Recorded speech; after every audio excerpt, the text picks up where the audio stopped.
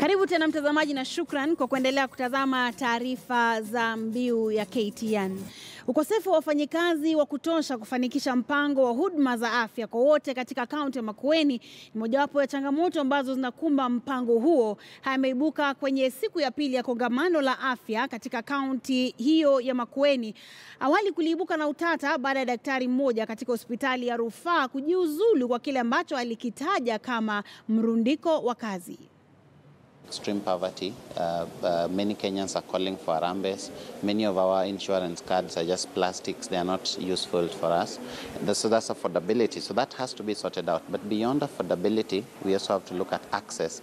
First, access to service in terms of distance, and then access to the person that is offering that service, and that's the healthcare worker. Yeah. And I think what we are trying to get in the discussions, in my own opinion, are not going to achieve universal health coverage. I think that this agenda is being hijacked by commercial interests, which also is not very good for people, because every organization is just interested in their the agenda that they are pushing. Yes. So I think one of the things, the reason why I like Makueni County to be specific, is that their UHC model, number one, is that they started. Number two is that it's public driven.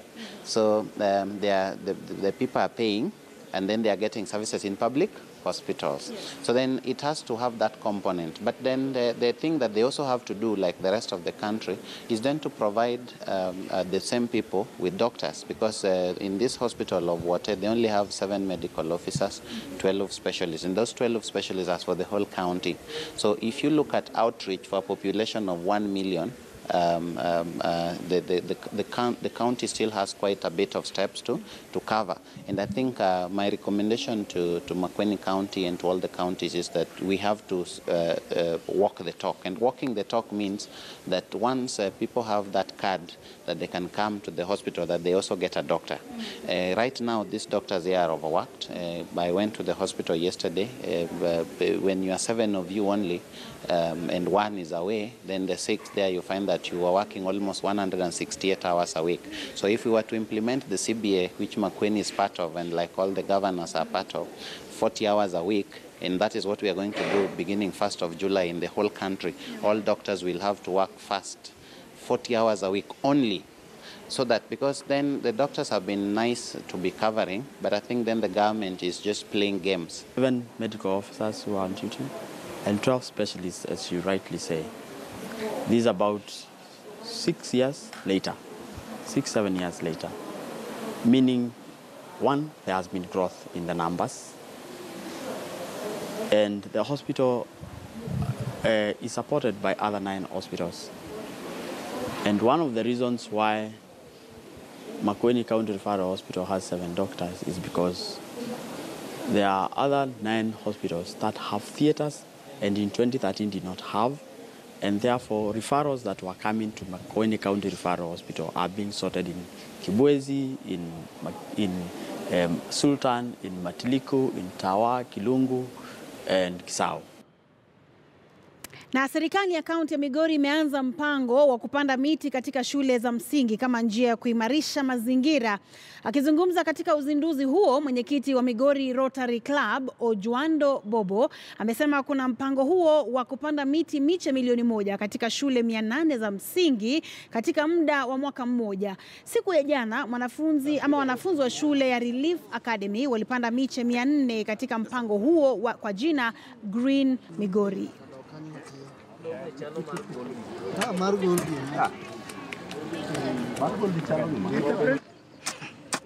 Huyu akuja hapa, huyu mwanafunzi mwingine huyo.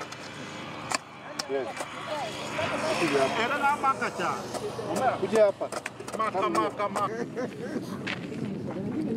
We'll have to push you.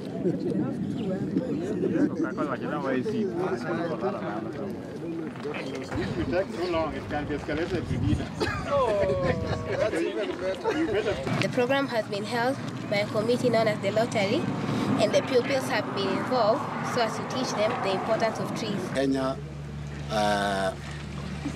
is 4% forest covered. So by starting this one, we know by the end of 4 years, we shall have planted almost over 20,000 trees. Today, we have planted about 300, and formerly we had planted about 300. So we are making a difference in this community. This was a month of tree planting, and in fact, as the president said, we have planted some 300, and now we are putting 300 here. And this is not the end, because we want to make Migori, we want to make Kenya green. So, and actually with planting as we are doing, we want to make Migori to have a lot of rain. Na mtazamaji, tuelekee katika kaunti ya Kitui ambapo gavana wa kaunti hiyo Charity Ngilu alilazimika kuahirisha hafla ya kuzindua mafunzo ya bodaboda huko Mwingi mjini baada ya vijana kuleta vurumai katika mkutano huo ambao uliandaliwa katika uwanja wa Musila. Vijana hao walizua vurugu wakidai Ngilu alikuwa ameandamana na viongozi kutoka upande wa Jubilee. Vijana hao pia waliwazuia viongozi ambao waliandamana na gavana kuzungumza jukwani na kumlazimisha kuahirisha hafla hiyo. Ilichukua hatua ya maafisa wa polisi kuwatuliza vijana hao. Aidha, gavana Ngilu alisimama kidete na kuwahutubia wananchi baada ya vuta ni kuvute.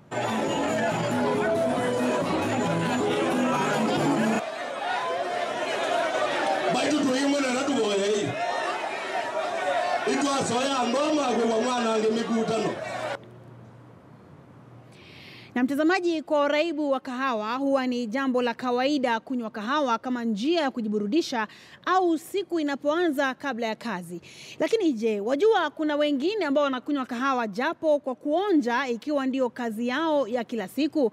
Mwanahabari wetu Raquel Muigai alikutana na muonja kahawa Peterson Kimathi na kutuandalia mengi kuhusu kazi hii ya kipekee isiyojulikana na wengi. Kwa wengi kikombe kimoja cha kahawa huenda kikabadilisha siku na kuifanya kuwa rahisi. Kwa wengine kunywa kahawa ni njia ya kupitisha muda wanapokutana na marafiki. Lakini kwake Peterson Kimathi, kunywa kahawa japo kwa kuonja ni taaluma yake. Ni gwiji mwenye ustadi wa kuonja kahawa kabla haijafikishwa sokoni, kazi ambayo sasa ameifanya kwa muda wa miaka 8. Having grown in coffee, I got interested in coffee. Wakulima wanapoleta kahawa hapa katika kiwanda cha Central Kenya Coffee Mills mjini Karatina, ni lazima kahawa hiyo isagwe kuondoa maganda ya juu kabla ya kupangwa na kugawanywa kwa sampuli zitakazoonjwa kuangalia ubora wake. Baadaye kutoka sampuli hiyo, kahawa hiyo itachomwa kwa muda wa dakika 12 na baadaye kusagwa kabla ya kutiwa maji kwenye vikombe tofauti. You start evaluating the coffee aspects, the body, the acidity, the aftertaste, of flavors, sweetness, uniformity, and the cleanness of the cup. Ni baada ya kudhibitisha hizo zote ndivyo ataweza kutia alama kwa kahawa ile iwapo imelenga ndipo au la. Licha ya kuwa sio kazi ya kawaida kwa wengi, hii pia ina changamoto zake. At times the farmers don't understand what it means. The farmers don't know how to interpret the reports that we send to them. Kwa sasa sio wengi waliojitosa kwenye ulimwengu huu wa kuonja kahawa, lakini kuwepo kwa shule zinazotoa mafunzo kuhusu taaluma hii kama vile chuo kikuu cha Dedan Kimathi, huenda baada ya muda taswira ikawa tofauti.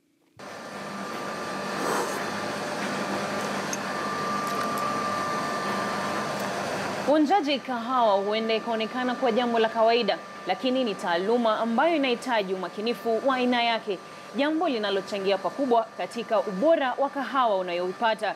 Raquel Muigai, KTN News, katika kaunti ya Nyeri.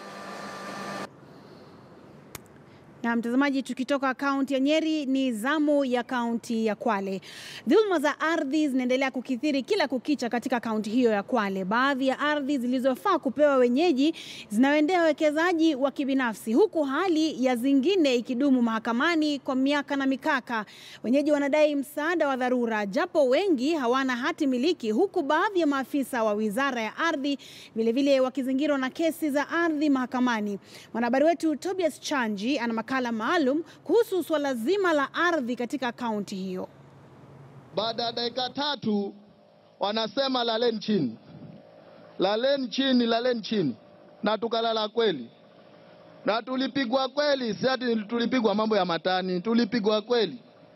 sana, tulipigwa kweli sana. Sikuweza kufika pale mahali hapo karibu, lakini nilikatika mbio na huku, kwa sababu kuna watu walitandikwa vibaya, hata wewe hungesimama ukaangalia. Wengine walikuwa waume zetu, wengine walikuwa ndugu zetu, na hatukujua kosa ni nini lenye walikuwa watu wanatandikiwa. Ni sauti za wakazi wa Nyari ambao walijikuta pabaya mikononi mwa polisi mnamo tarehe 18 mwezi jana. Hawa ni miongoni mwa maskwota 15,000 wanaodai kuwa ardhi ya Nyari ni yao.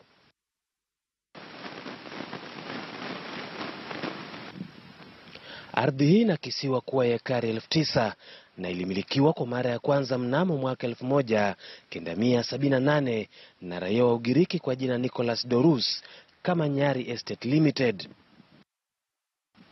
Mwaka 1984 hadi 87 ikasimamiwa na kampuni ya Deloitte Haskins, kisha mwaka 1987 hadi 88 ikamilikiwa na Sosco Estate Limited. Kati ya mwaka 1988 hadi 2000 ilibadilishwa hadi Nyari Investment Limited, kisha tangu mwaka 2000 hadi sasa iko chini ya Mokash Processors. Kesi kuhusu umiliki imekuwa kotini tangu mwaka 2005. Na tunajaribu kutafuta suluhisho kuhakikisha kwamba mtu wa Kinango hatadhulumiwa tena kwa mambo ya ardhi. Lawama nyingi zikamwendea mtu mmoja ambaye kwa sasa ni marehemu. Haya mambo, shida yote ya mambo ya maranchi, Taru, Dokata, hata hapa tulipo, ililetwa na mtu mmoja ambaye yeye ndio alikuwa ni chifu wakati huo, na yeye ndio alidhulumu watu wa Kinango. Na miaka yote hiyo watu wameogopa, hawataki kuzungumza, lakini tunajua mzee Chuvingala. Madai yake tayari yanaungwa mkono na Abdul Kadir Khalif ambaye ni kamishna na tume ya kitaifa ya ardhi ambaye ashafanya kazi ya usorovea katika eneo la Kinango. Sababu ya kukaa katika hiyo kambi hapa nilikuwa ni kupima hiyo, sio kama mtu private, lakini ikiwa kwa serikali. Na yule mtu nilikuwa na deal naye saa yote wakati hizo ni Chuvingala. Anasema kuwa kuna sintofahamu nyingi kuhusiana na ardhi. Lakini shamba inatolewa sio kama group ranch, litolewa kama ya kampuni ya kulisha ng'ombe na kuuza. Hiyo tu ndio ilikuwa kazi yake, sio makonge ng'ombe ya Kenya Triangle, ya Mwabeja, ya Taru, ya Dokata. Hizo yote ilikuwa ni ya mashamba ya ng'ombe. Afisa mkuu wa idara ya ardhi kaunti ya Kwale, Mohamed Pakia, anasema kuwa umiliki wa ardhi nyingi za jamii hauna uaminifu. Many land leases, their expiry date was December 2013, a transition time where the county council was going out and the county governments were just about to come in. Some of the renewals and extensions are in doubt and maybe very suspect. Anasema kuwa kuna utata mwingi kwa ardhi nyingi huku baadhi ya ardhi zikiwa na madini. County government did a ranch audit and we realized there are a number of problems related to the ranch management which have in some instances even called for dissolution of the ranches and adjudicate it into individual parcels. And in some instances we have lots of conflicts coming in, like Mwereni Ranch recently we have people who came in and claimed ownership based on a sale. We really discourage people going to prospect in these areas because the government will always give guidance on how and when we are going to put different land uses on these private ranches on expiry of their term. Kutokea eneo bunge la Kinango hadi Matuga, Lungalunga hadi Msambweni, utata wa ardhi unazidi kuwa sugu.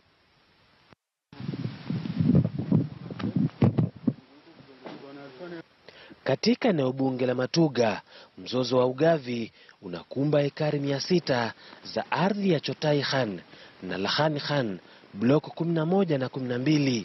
Wenyeji 46 wanapinga mtindo wa kugawa ardhi hiyo ambayo imerejeshewa wenyeji baada ya muda wa kukodi wa mwekezaji kutamatika.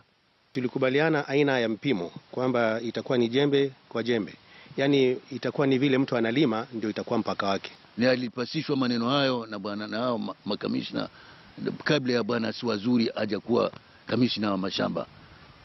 Kwa hivyo mambo haya yaliendelea mpaka Siwazuri alipopata kamishna na akaingilia mambo haya na akakubaliana na iwe mpaka jembe, sio habari ya skimu.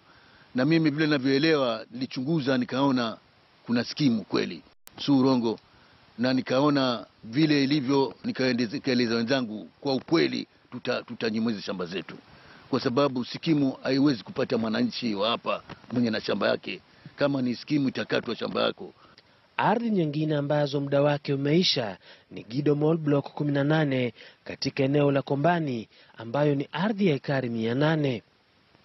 Ukiingia eneo bunge la Msambweni, mvuke unatokota katika ardhi ya Diani Settlement Scheme ambapo takriban familia 180 zinadai umiliki wa ardhi ya ekari 250 japo hawana hati miliki. Sisi nguvu zimeisha huku mashambani, watupokonya kwa nini? Twende wapi sisi, tukaishi wapi na mashamba yetu? Mwatuonea, mwatufukuza kwa nini? Hapa kumekuweko mzozo na wamiliki wengine wanaodai kuwa na vyeti na kwa sasa wameenda mahakamani. Wenyeji tuliokuwa tukilima katika eneo hili tulipatiwa nambari za kila mtu sehemu yake ya ekari 5. Lakini cha kustaajabisha ni kwamba baada ya swala hilo, zoezi hilo kumalizika, wale ambao tulipewa hizo nambari hakukuendelea zoezi la kutupatia barua za umiliki. Badala yake tukapata watu wageni waliokuja ambao walikuwa wamepewa barua za kumiliki, alafu baadaye wakapewa stakabadhi za kumiliki. Is a scheme like many others, subject of a lot of controversies, and there are lots of unnecessary conflicts that have been going on, and this is because the land allocations were done using part development plan, that is the PDP. But you find the title deed were issued using the survey plan. Anaongeza kuwa nyingi ya ardhi za kijamii umiliki wake ulitamatika mwaka 2013 alipozuru eneo bunge la Msambweni hivi majuzi. Naibu Rais William Ruto naye akagusia swala la hati miliki. 300,000 titles were distributed in this coast area. Hapa Kwale tulipatiana title deeds karibu 40,000. Na mwezi huu, kati ya mwezi huu na mwezi wa 6, tuko na title deeds zingine 10,000 za watu wa Kwale. Kinango A and B tuko na titles 3,000. Kombani tuko na titles 3,000. Mwabungo tuko na titles 400. Mbunguni tuko na titles 720. Wa phase 2 tuko na titles 560. Na Viemani tuko na titles 1,000. Hizi tutawapatia ndani ya miezi 3 ijayo. Viongozi wa kidini vilevile wamelichangamkia swala la ardhi na kuwataka baadhi ya wanasiasa walizungumzie kwa kina. Wako uongozini sasa hivi wajiadhari na kujirundikia haya maardhi. Itafika siku watakwenda jibu kotini, kwa sababu hatuwezi kuishi na viongozi ambao wao kazi yao kunyakua maardhi, hawa hawajakuwa na uongozi mkubwa, ardhi zinaisha. Wakiwa na uongozi mkubwa itakuwaje? Hapa nipo katika ardhi ya Diani Settlement Scheme, mojawapo wa mamia za ardhi katika kaunti ya Kwale zenye utata, mgogoro ukiwa baina ya wenye hati miliki na wasiokuwa na hati miliki. Wote hawa wanataka suluhu ya haraka ili kuzuia maafa kupatikana. Chambilecho wahenga, samaki mkunja ngali mbichi. Tobias Chanji, KTN News, kaunti ya Kwale.